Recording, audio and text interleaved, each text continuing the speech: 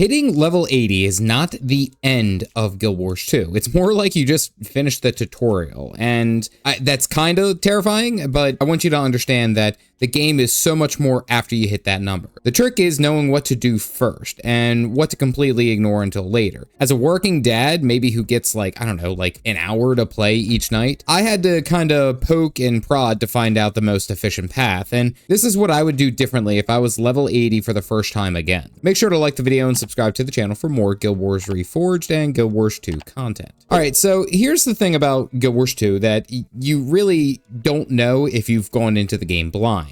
The game is built on horizontal progression, and that right there means there's no gear treadmill. Like once you hit that certain level of gear, it really doesn't increase in the sense of power. You do, however, have a lot more freedom at level 80 than in most any other MMOs, and that freedom honestly is what really trips people up because they're so used to when a game tells you what to do. And in Guild Wars 2, they don't really give you any kind of heads up. It's just like, here's the sandbox, go and enjoy it. So I'm going to focus on what I would do first to set you up for all that great exploration. All right, so the first thing that you do when you hit level 80 is, in my opinion, getting exotic gear. And I mean that in the most like terrible, boring, unglamorous way possible. Like, you just go to the trading post and you can buy yourself a set of full exotic gear, and that's the orange quality, by the way, and you equip it. That's it. I would suggest getting the named Berserker gear, the power gear, because for the most part, you can get that for only a couple of pieces of gold, as compared to getting any of the other exotic gear that is named, for example, Berserkers, which may cost 4 to 5 pieces of gold just for a single item. What you're going to be doing is getting the named gear, which is maybe half a piece of gold, and that fits onto just basically everything that you're going to do. That should be your focus. And I say all this because exotic gear will carry you through like just about everything in this game. I mean, honestly, we're talking fractal strikes, open world, PvP. Exotic gets you basically into the door for all of it. And that's what's great about it. And in comparison to other MMOs, say for like WoW, where you'll have to spend weeks grinding out gear just to be raid ready, here you just you buy it and you move on with your life. As a dad, like, what more could you want? Now, the stat combination that you're going to want to get depends on what your class is and what your build plan is. My honest recommendation is to really just look at some of the resources that I've linked in the description. I have a handful of reputable build guides that are up to date and they update them frequently. And you can really just find a beginner build that's like an all-purpose build. And there's a lot of them. You just copy it, exact it, don't do anything to overthink this. You can always change it later and that gear never loses value. So, that's the beauty of the horizontal progression. Now, what you want to avoid, and honestly, was kind of a problem that I did, which was focusing on getting ascended gear right away. Ascended gear is like directly above exotic. It is stronger by all intents and purposes, yes, but it's minor difference. It's only about like a 5%, I think, is the going number for stat increase. So that isn't really going to make you succeed or fail in any content that you do for your first month. And the ascended gear grind is pretty decent, depends on which way you go. There are alternatives to getting other pieces of ascended gear, such as the Wizard's Vault or ending up purchasing it through like Fractals of the Mist or something along those lines. But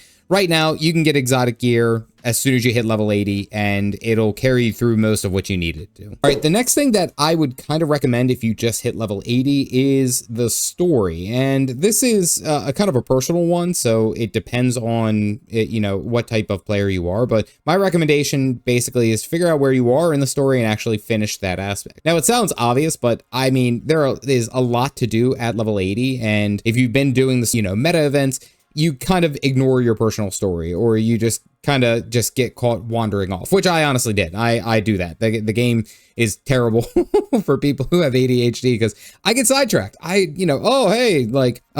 giant nightmare monster or a dragon lands. Oh, let's whatever. I have to go and kill that. Screw the story. The important thing, especially as you're establishing your account, is the story is your essential like content compass. It takes you through each one of those zones that you will be able to access through the story. The mounts unlocked, the elite specializations, the new zones, all of those things are essentially a guided hand when we talk about the story. Now, it does not have to be done in order. Big three, being Heart of Thorns, Path of Fire, and End of Dragons, are honestly where the game completely upgrades your account to being massive. I mean, the Path of Fire alone gives you a whole bunch of mounts, and if you haven't unlocked mounts yet, like everything in the open world gets about, at least in that sense. In the later expansions, you can get other mounts, and there's a whole guide that I have linked in the description that will be able to tell you what to do with those mounts and where to go and get them. But all in all, getting the stories will essentially carry you to where you need to be in the game, and also get you access to all the other account features. So I would recommend going through a good chunk of that, at least for mounts, at least for unlocking the new zones that you have tied. And if you don't really have any expansions tied to your account or anything like that, then this is not something that you would have to worry about. As I said, this kind of depends on the player. Also, before we get any further, I do want to make a note. If you haven't watched, I have my Guild Wars 2 beginner guide, which is the roadmap. I'll link that here. The video covers basically everything that you're going to need from character creation all the way to level 80. So if you're still figuring out the basics and you're watching this video, or you're having a friend who's just starting out, that's the one to send them. All right, now that we've got kind of an understanding of where we are, what is the end game breakdown? Like, what path do I take? And this is something that I had to think about, because if I were a fresh level 80 starting now, I definitely would be doing things different as compared to a couple of years ago. So here is what I would do, especially if you don't have unlimited hours to throw at the game. The first thing that I would go into is Fractals of the Mist. Now, Fractals are like 5-player, kind of like mini dungeons, and they introduce you into grouped content into this game. And you start at tier 1, and it's all of that is accessible with the exotic gear that you already got, and then you build your way up. Now, that's a longer system that talks about the way that you deal with agony, which gets higher. It's a damage over time effect when you take damage, and it deals more depending on what level of agony resistance you have. So if you have none, you're going to be taking a lot of damage. But the big thing of why I put this first is because they have the auto queue system. They added it recently, which means that you can literally just click a button, get matched into a group, and there you go. There's no forming of a party. There's no waiting in a zone asking for people. You press the button, you get a queue, and then you go. For me, who doesn't have, you know, multiple hours a day to play, if I wanted to do Fractals, that is an absolute gift. I can just press a button. There we go. You start out with tiers 1 through 25, and don't worry about getting into higher tiers until you've gotten more experience and eventually the Ascended gear that I had just mentioned, because Ascended gear allows you to slot agony resistance, which will deal with the agony that comes later. But that's a whole nother chestnut that we're not worrying about right now. Next is strike missions, and if Fractals are your warm-up, then strikes are actually kind of like how you learn to raid without the pressure of it being a full raid. These are 10-player boss fights with no trash in between them. You just show up, fight a boss, and then that's it. The rewards are pretty solid, and they're all accessible with exotic gear. And honestly, they are some of the most time-efficient grouped content in Guild Wars 2. I mean, you can finish a strike mission in like 10 minutes, maybe less, 5 minutes, depending on the group. That's perfect for people who don't have a whole heck of a lot of time. And then also there are the auto queues available for strike missions as well, with raids eventually coming. Really quick, really easy, bing, bang, boom, you're done. Now, World v. World is kind of like its own entire game mode. It's like an open world Wild West of PvP. It's always been the way that I described it. It's a 3-way server war, and there's castle sieges, and it's tons of chaos.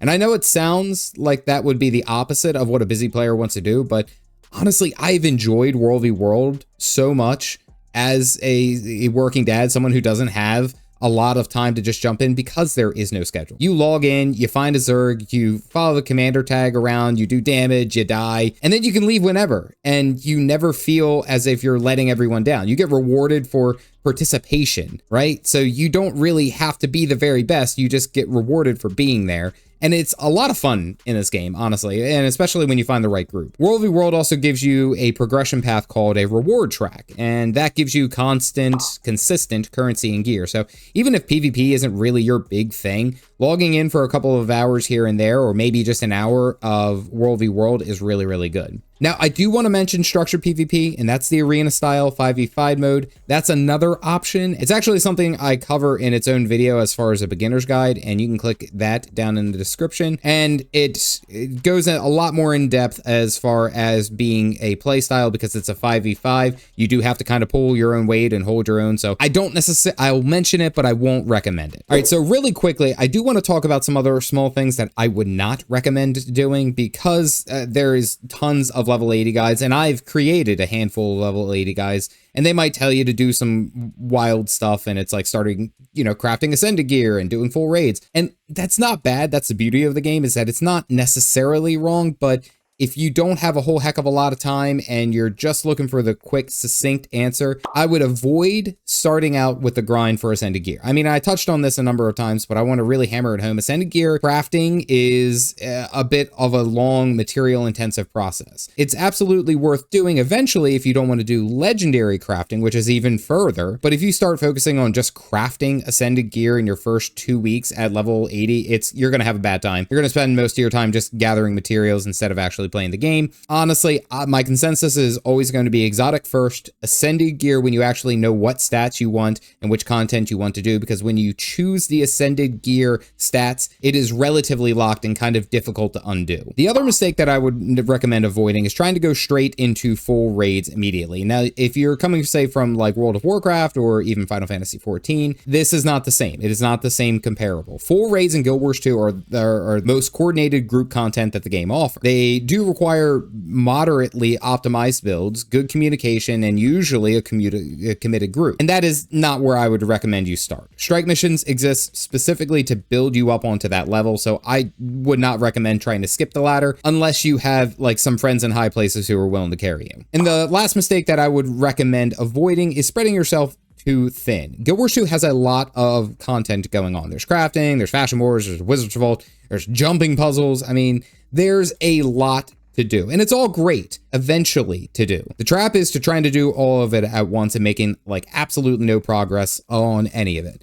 I'd say just pick like 1 or 2 things to focus on each time you sit down, each session, and like make progress with it and then move on. Don't worry about all the different things that this game can do. Just focus on what you want to do. All right, so here's the actual priority stack if you want a simple, clean version to like screenshot and put onto your second monitor where I live. And this is it.